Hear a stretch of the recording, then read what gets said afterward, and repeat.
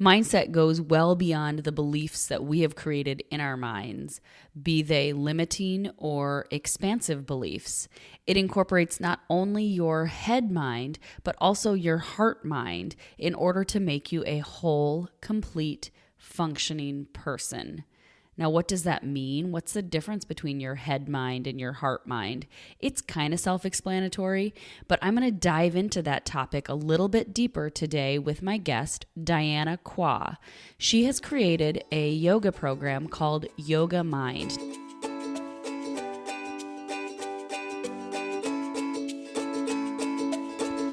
Welcome to Health, Harmony, and Happiness with Kathy. I'm your host, Kathy Stricker. In my personal life, I am a wife to a dedicated law enforcement officer and mama to 3 lively littles. I'm an adamantine yoga teacher, health coach, community betterment advocate, and wellness enthusiast. But what I really like doing is connecting others with tools and resources that bring about health, harmony, and happiness. Whatever this looks like to you, I'm here to offer my own insights and tools from others that allow you to realize your full potential to live mindfully as your authentic, best self. Allow me to be a guide in discovering what works for you.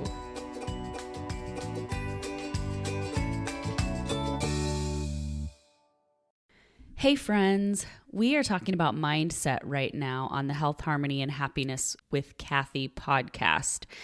And my guest today, Dianna Quach, is really special to me because she was in a program this past year with our friend and teacher, Himalaya, and we were paired up as partners. And she's in California, I'm here in Iowa, and out of that program, she birthed this Yoga Mind program, which is awesome. And I can't wait to see it grow and expand and hopefully expand into other states, other countries. I don't know. I've got big visions for it because it's very cool what she's doing. And I birthed this podcast out of this program. So she and I have held this space for each other and kind of supported each other silently and verbally. And now is her chance to get to share this with all of you guys. So I am really, really excited for you to hear the work that she's been doing. She is a psychologist by trade and profession, and then she does this yoga stuff on the side, but she's finding that more and more it's really working with her clients. So listen in and hear how that works and how she has incorporated both into her practice and into her life. But before then, remember that if you haven't left a rating or review for this podcast, I would be ever so grateful if you would take just a moment to do that. You can do that on Apple Podcasts or on Stitcher.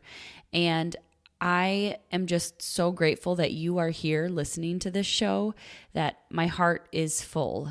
And I would love for you to help grow this podcast by sharing it with just one other person. Remember that you can find the show notes to this episode and all of the other episodes on my website. That's cairnyogawellness.com/podcast.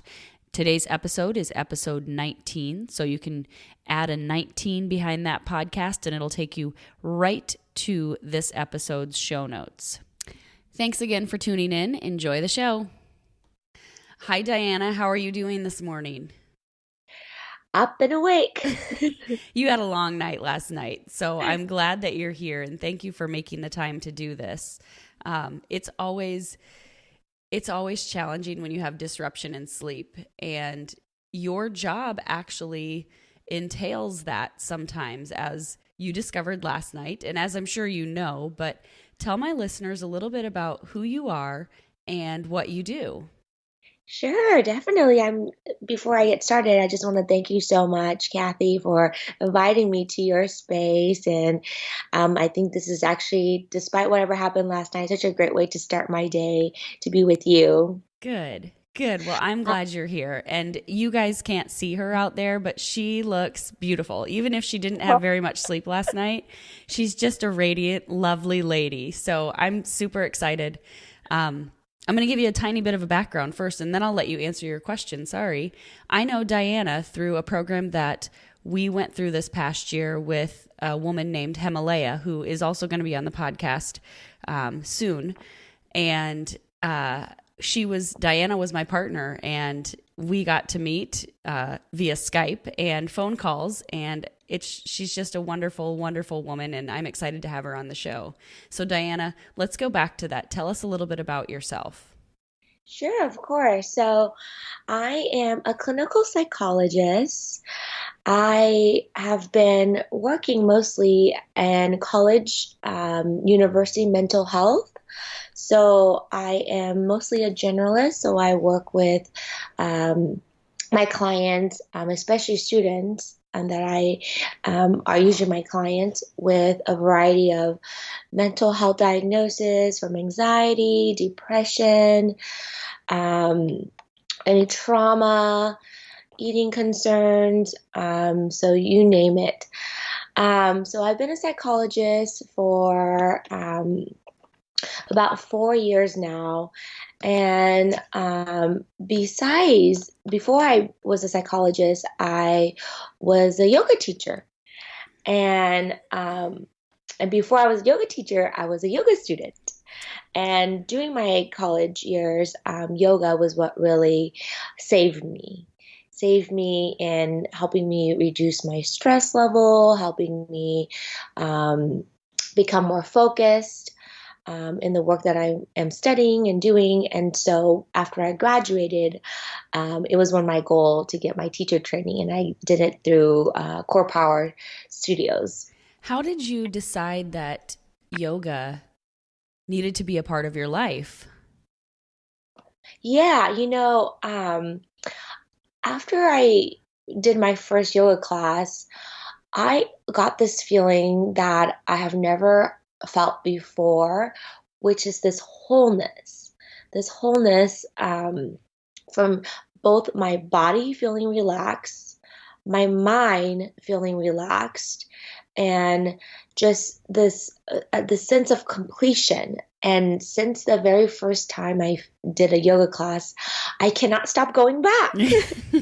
It's different because some people go to a yoga class and they never want to go back because it's new, it's uncomfortable, and it's making them step outside their box or their comfort zone, right?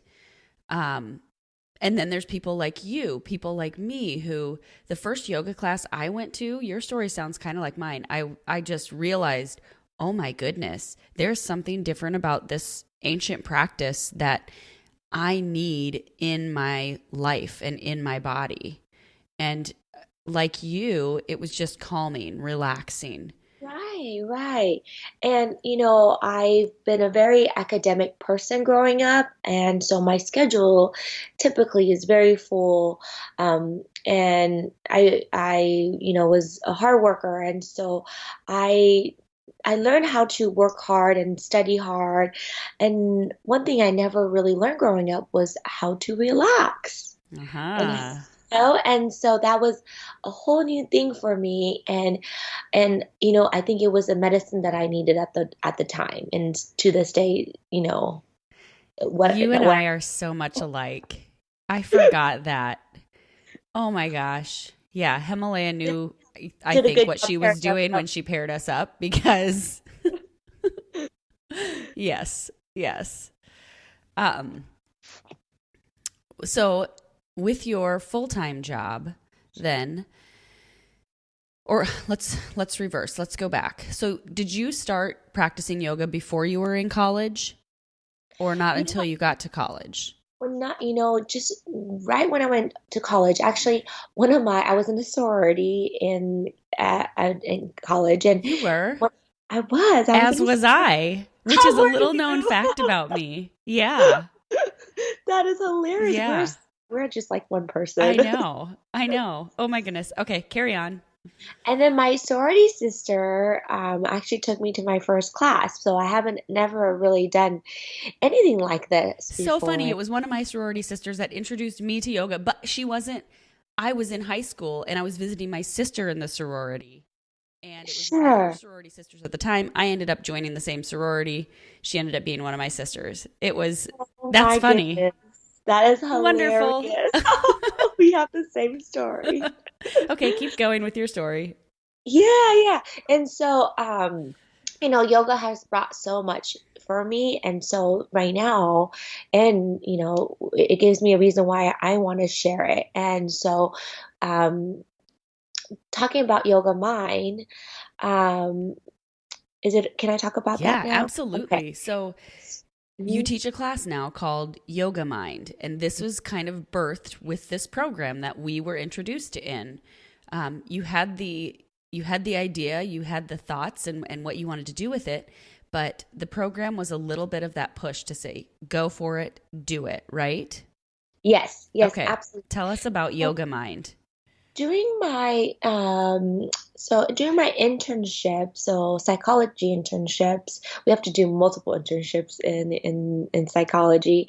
My placements are mostly at university counseling centers, and so there I would do yoga groups for the college students. And what I noticed with the college students is that at the end of their yoga classes, like me, they get this sense of relaxation. So I started to play around with my psychology background and yoga.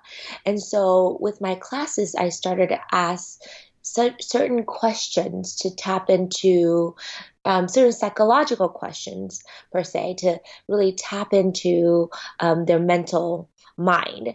Um, so, I played around with asking questions about, you know, um, simple questions about, the openness in their hearts, and questions that kind of about their relationships they're exploring the yoga posture. And I found that while the students or my clients that I'm working with, while they're doing the yoga postures, they could get into a space that really go into their own experience.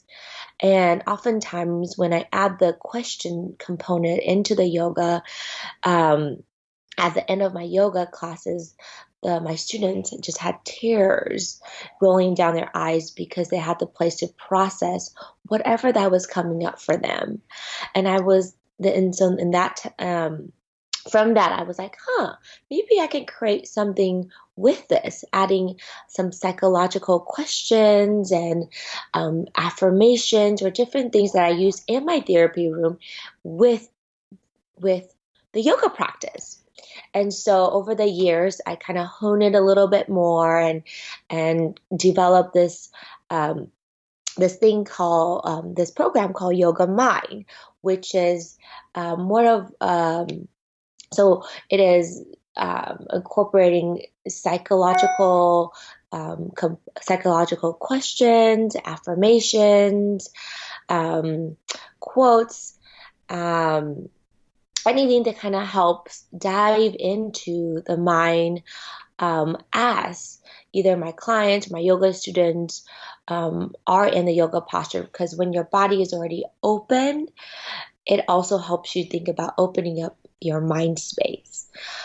A lot of times in my yoga, my therapy, in the therapy room, what I notice, another great thing about Yoga Mind is that a lot of times in the therapy room, my clients, when I ask them a question, they're thinking about responding back to me. They're thinking about, what do I say next? And which is a great thing. But at the same time, I could see that it stays very cognitive because we're just talking back and forth.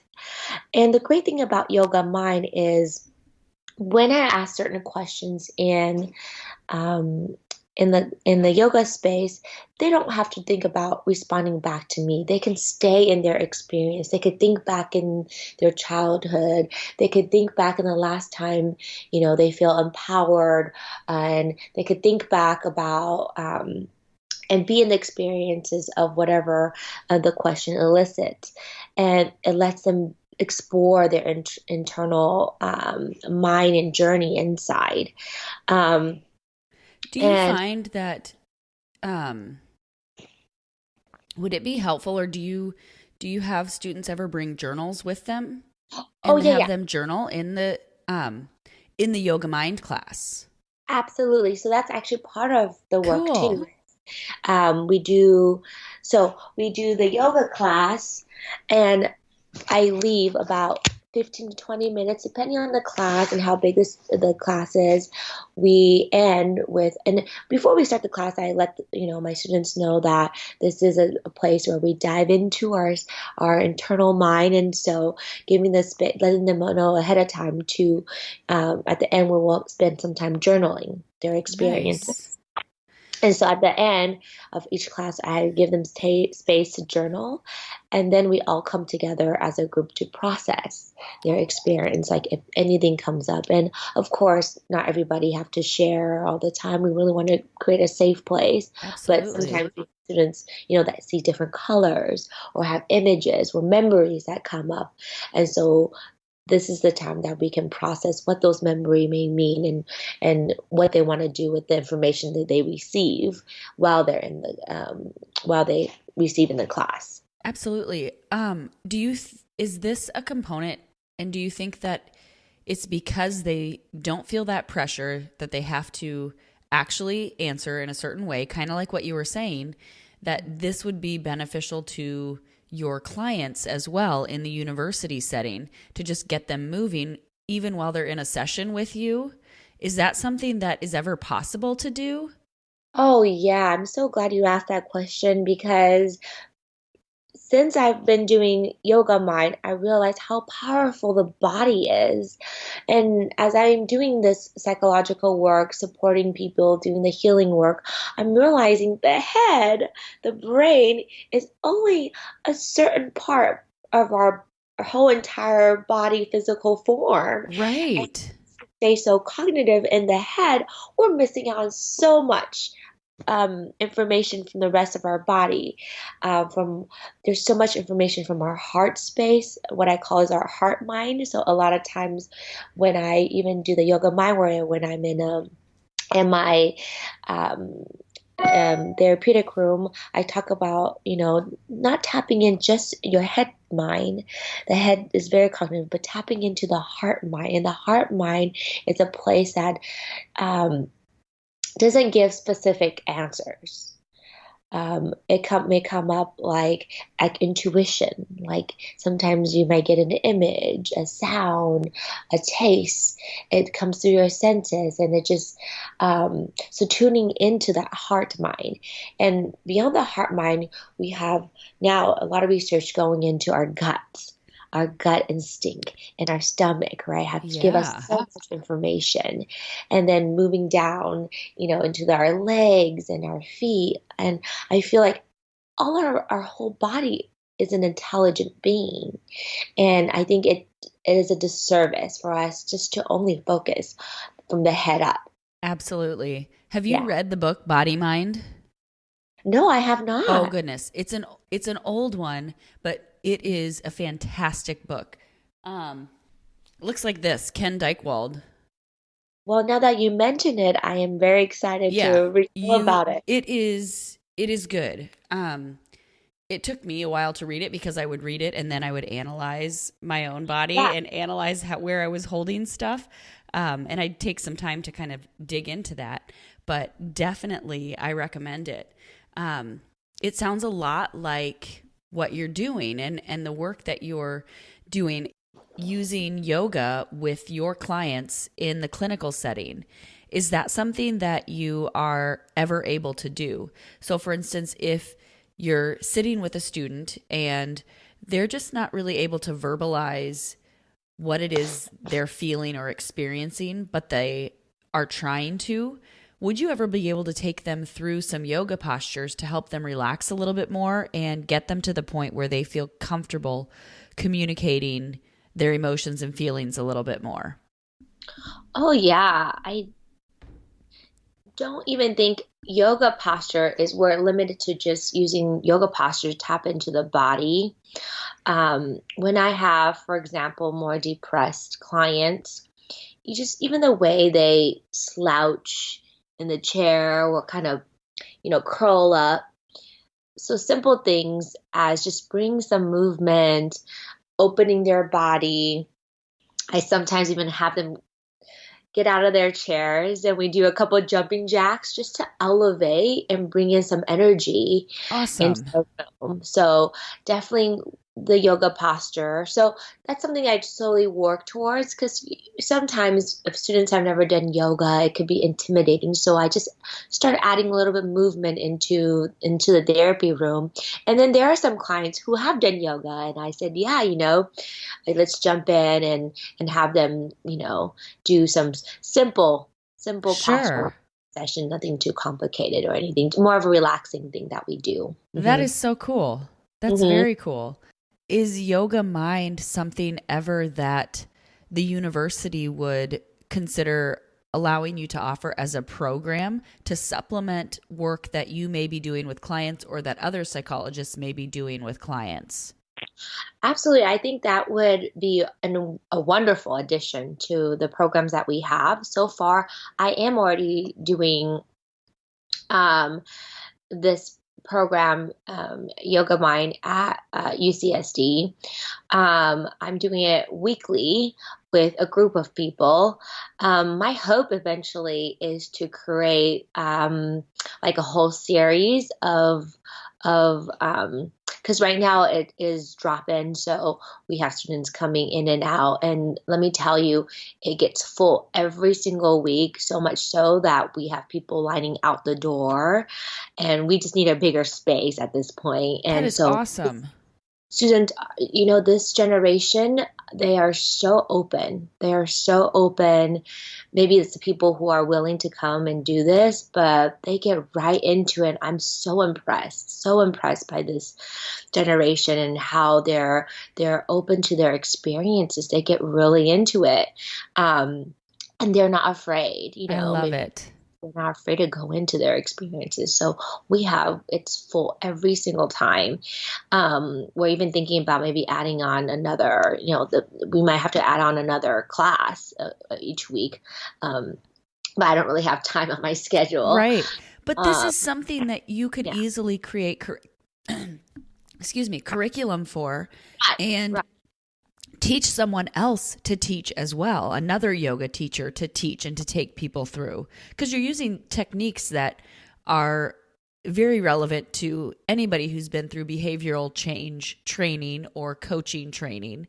Um, so it's easily something that you could create, like I said, or like we talked about before, and grow the program. Yeah, absolutely. And that is my next step. So, which is why I create the whole chakra series. And based on the chakra series, I want more of a systematic thing that we started to do. And then hopefully that could be so instead of signing for one class, moving forward, it would be nice for them to sign up for a whole series of classes that Absolutely. And then continue. you can measure progress a little bit better too. Yes. Yeah, absolutely. Cool. Is there actual research out there that you've been working with for some of these concepts in some of these areas? Yeah, absolutely. So I believe, and I do see from my own point of view, that psychology, it is not quite there yet, but it's the start of it, of moving forward, of incorporating more of the body. So, for example, have you heard of EMDR? Yes, let's Um, talk about that a little bit more if you yeah, would. yeah. So EMDR is created by Dr. Bessel van der Volk. And so he incorporates, he did a lot of research with the veterans, and he found that a lot of their symptoms are not just in the head. And after their experiences with their trauma, it is stored in the body, their legs, their arms. And so he was realizing, wow, like, the healing part of a lot of healing um, has to do with healing, looking into the body and noticing where the trauma is stored in the body. And so I've been doing a lot of like research and studying on his work. Um, a lot of Do you uh, practice EMDR with your clients? I practice. I do not particularly practice EMDR, but I practice Okay. emotional freedom technique. EFT. So it incorporates tapping. So Yes, these this fascinates me. yes, all of these tapping techniques, I do that a lot of times with my college students working with their mental health. And I found just immense um, Progress, probably. progress with them. Yeah, absolutely. And incorporating their body and using all the tapping technique to tap into the meridians to release some of their fears that they hold on. A lot of students I work with have really a lot of fear around their, academics, failure, all of that. And so we just, Absolutely. This mhm. generation that is going through college right now is a bit different than the generation that I went through college with, I think. Maybe a little bit, maybe not, but I and maybe it's just that so many more of those um issues that we have created in our lives are in the present and there's more research on them. What are your thoughts on that? Yeah, so I'm so glad you asked that because been giving it a lot of thought. So initially, just this is just based on my own experience. Initially, I've been doing a lot of, research around resilience with college students. And so initially I was thinking, maybe these days, with kids, they're less resilient and, we have parents who don't have a lot of children and so tend to have cuddled their their kids, and so maybe this is why they have such big elevations and have such a hard time managing their emotional distress. However, lately my views have shifted, and I haven't done any research around this, but I'm starting to feel that it's not just that they're not as resilient. I think more in a way that they're more advanced, and that maybe in our generation we are not as so sensitive to emotions and Ah, able to incorporate that so much. Like we are not so, you know, we have emotion, but we're not so in tune with them. You know what I mean? yes. And the more I'm working with the new generation, I'm like, you know what? Maybe it's not so much that they're not resilient. I think they feel so That's much because positive. That's very positive, don't you they think? totally, in that they're incorporating this emotional experience. They're more elevated in the sense that they're adding a whole new component into their beings, and which is why they have these huge intense feelings and emotions where we didn't have that back then. And I don't know, I mean, I haven't there's no I don't know if there's research out there or Right. whatnot. This is kind of how I've been feeling lately about the students I work with. So instead of thinking they're not resilient, I think they're handling a lot more. They're They're just more aware and Yes, mindful of what's going on within their bodies, maybe. yes, yeah, absolutely. Whereas we have been conditioned lots of times to just push it down. And now a lot of us are doing the work to say, no, I'm going to actually feel my feelings and let them come out and let them come to light and experience them. Because it's not a bad thing to have those feelings. It's not a bad thing to express our emotions. We need to do it productively, but embrace them and acknowledge them and realize that they're part of who you are, right? Absolutely, absolutely. And I think this new generation is trying to do that. That is And so cool.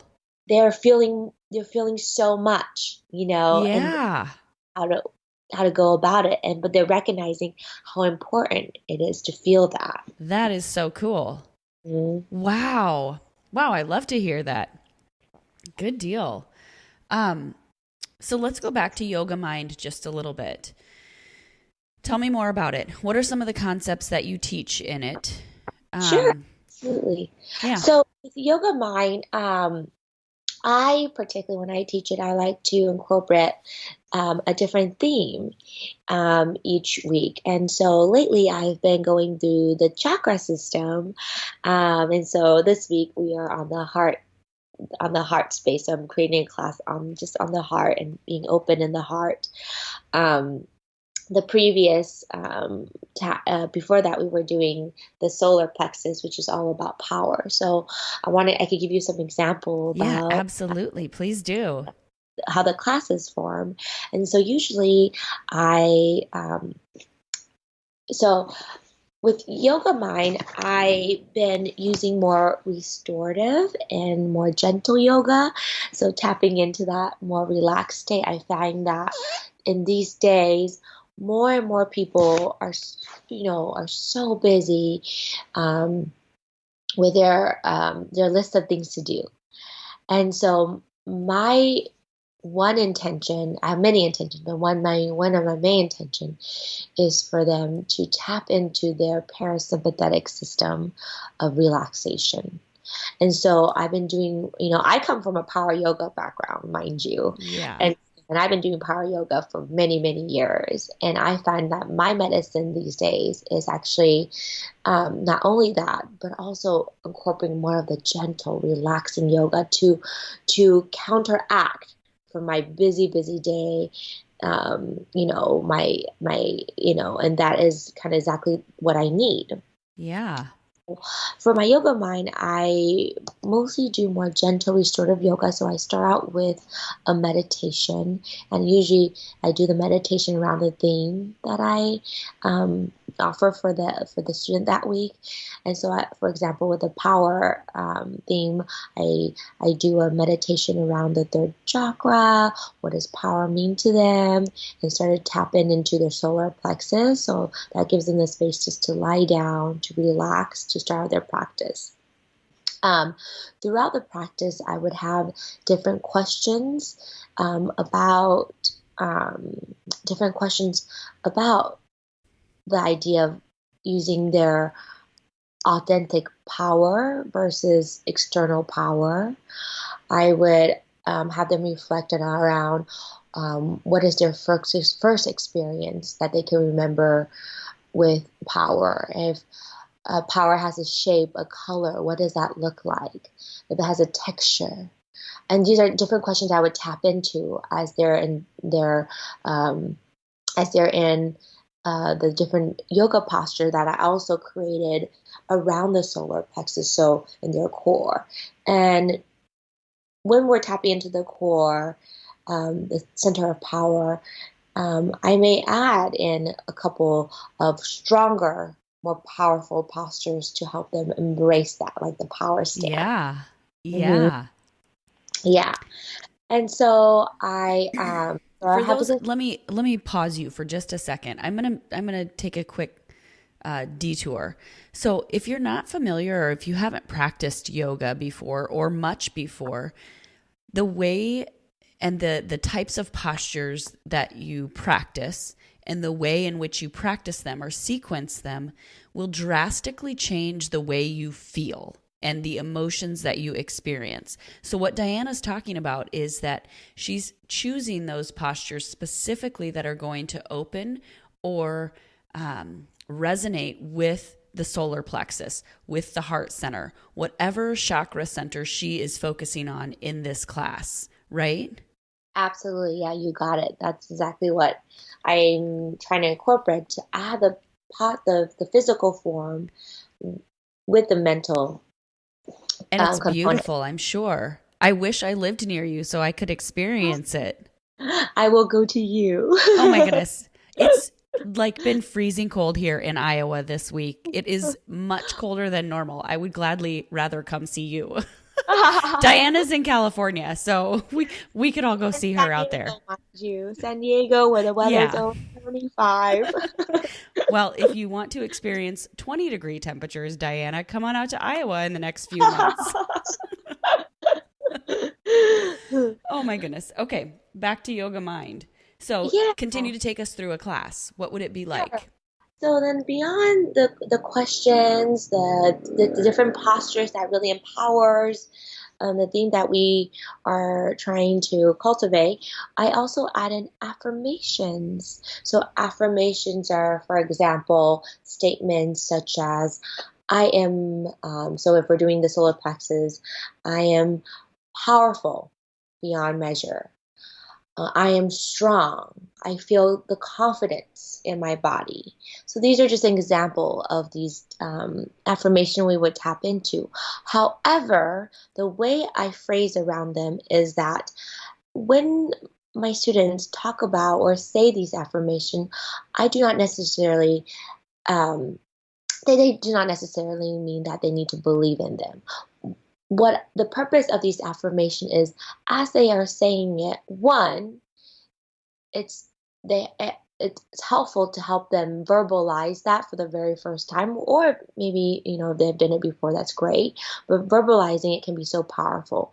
But two, I want them to recognize, to explore what comes up. So for example, if they say I am confident, maybe they don't feel that way at all. Maybe, and when they say that, they actually curl up in a ball and feel, you know, other stuff come up.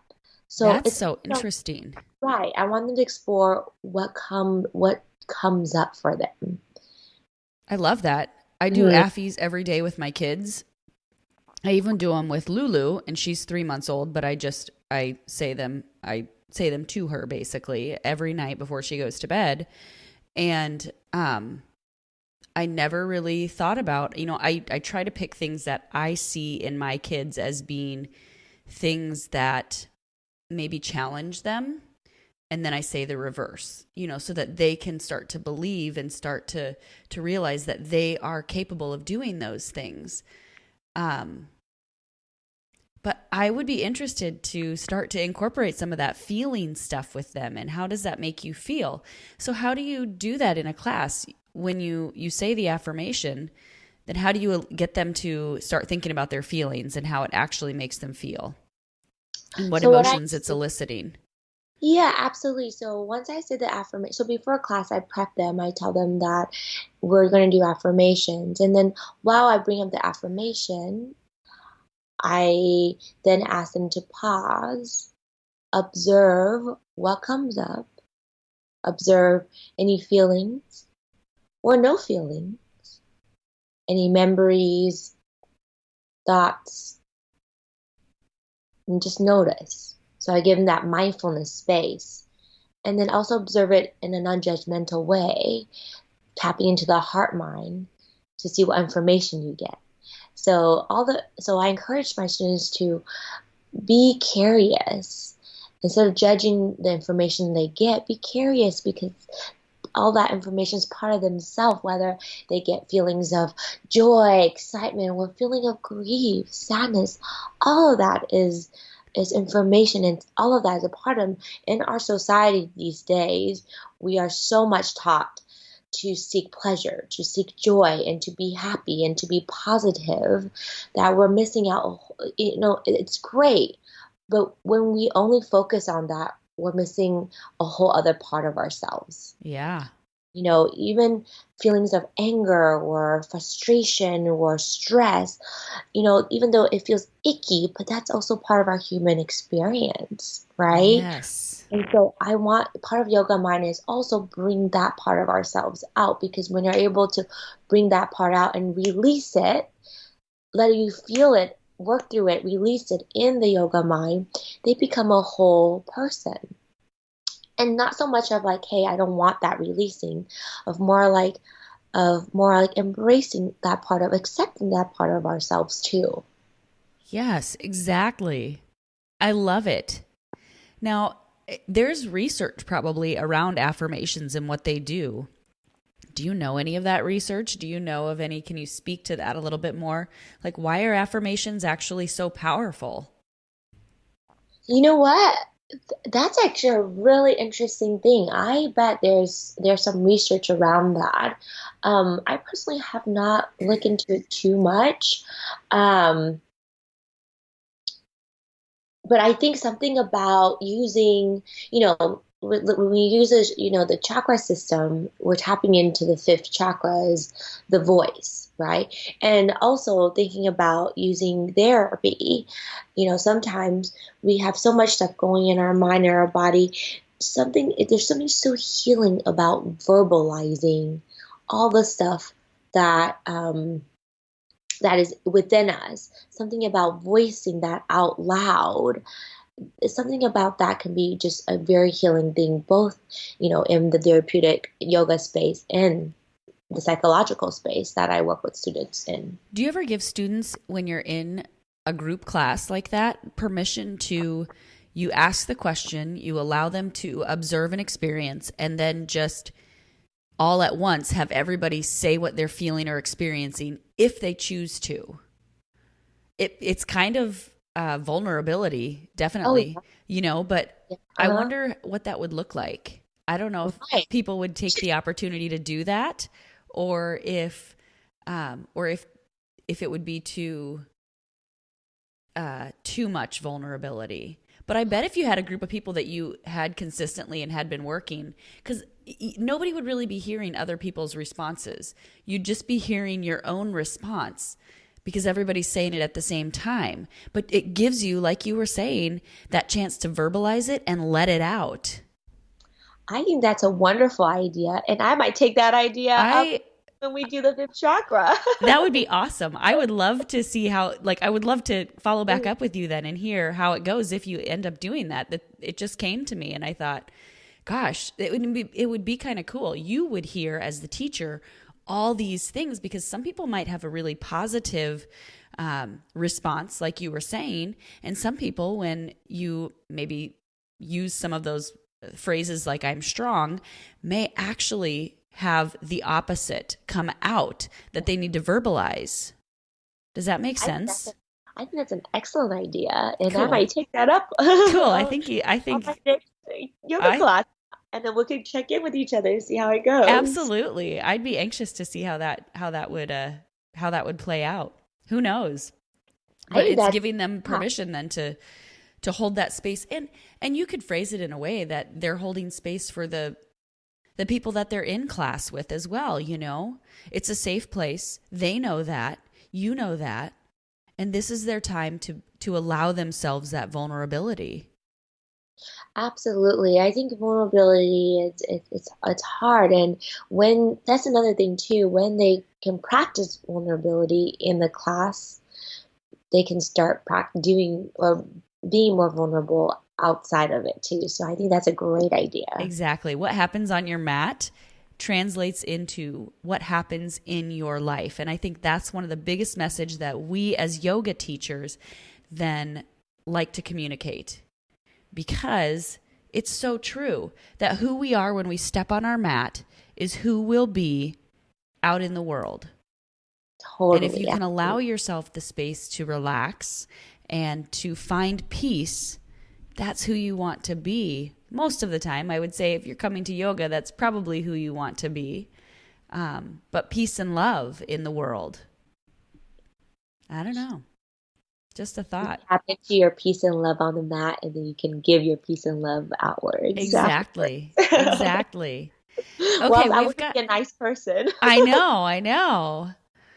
All right, we've got one more question, and it is what I ask everybody who's on the podcast.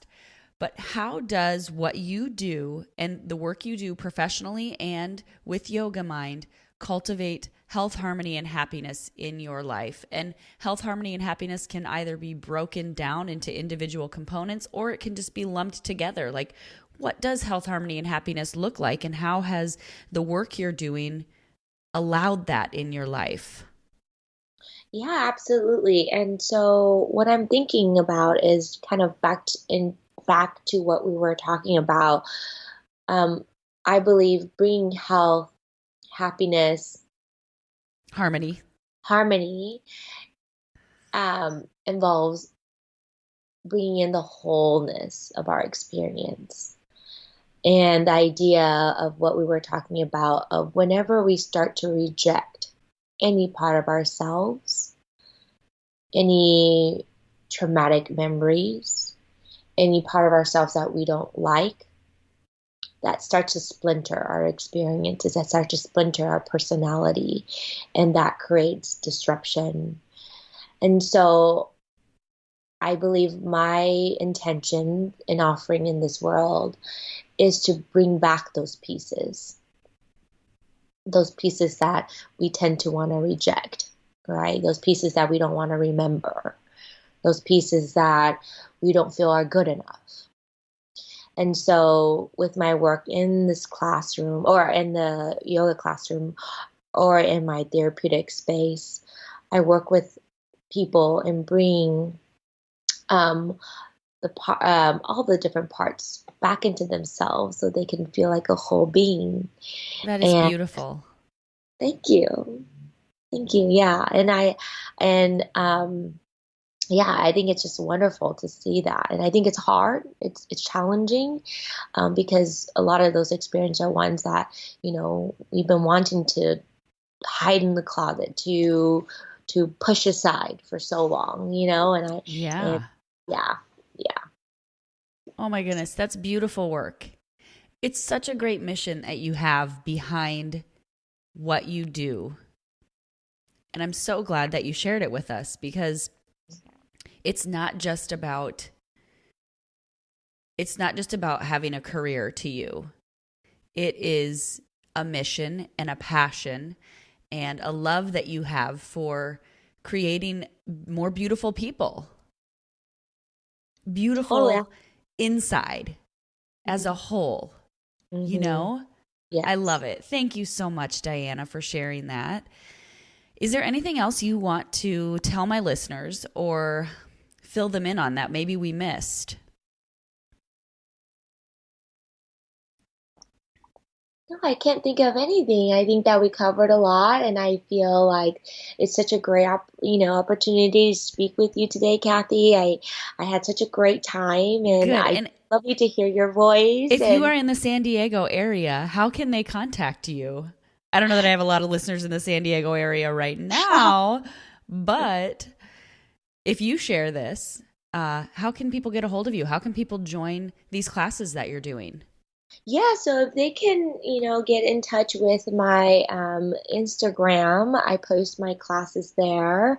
Um, my name is just Dianna Q, Dianna with two N's, Dianna Q. You can find me there, and I post my classes.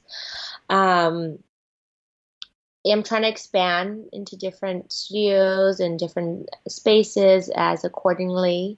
And so hopefully we'll see more of Yoga Mind in different areas, maybe one day in Iowa. I love it. I think that's so cool. That would be amazing, wouldn't it? Can you see? Yeah, Oh, yeah. things about Iowa, though. What's that? I say I hear great things about Iowa, It's so lovely. I love I, the Iowa people. I love our state.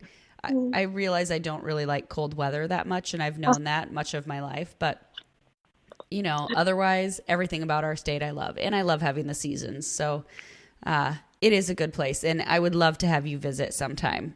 I think it'll be great. Thank you, Dianna, and we'll talk to you later. So fantastic. Thank you, Dianna, for being on the show. I had such a great time visiting with you and hearing more about Yoga Mind, and I can't wait to see where it goes and what develops as you're working through the chakra system as well. So very cool. Check it out. Even if you are not in the San Diego area, go to her Instagram, follow her. Let her feel your love and support, and check out the link to her program, to her class, and you can just read a little bit more about it there. It's very cool. Super excited for you, Dianna. Keep getting after it, girl. Very cool. All right, folks, if you haven't subscribed to this podcast, I would be ever so grateful if you did. Thank you very much for being here, for holding the space for me to hold this podcast and interview others. If you have ideas of guests or for shows that you would like to hear more about, please send them my way. Shoot me an email. Shoot me a message via direct message on Instagram or through Facebook. I would love to have your feedback and your input. In the meantime, subscribe and leave a rating or review, and enjoy the rest of your day. I hope you enjoyed today's episode. Thanks for tuning in. If you like what you hear, help us grow this podcast by sharing it with even just one other person. And it would mean so much to me if you would take a moment of your time to write a review. Your comments and feedback are what help me continue to bring you topics and guests that can help you and others on their journey in creating health, harmony, and happiness. Remember to head on over to CairnYogaWellness.com to get the show notes and links from today's episode. Follow me on Facebook and Instagram at Cairn Yoga Wellness, and to continue connecting with more resources that could help you enhance health, harmony, and happiness in your own life, subscribe to this podcast. Thanks again for listening.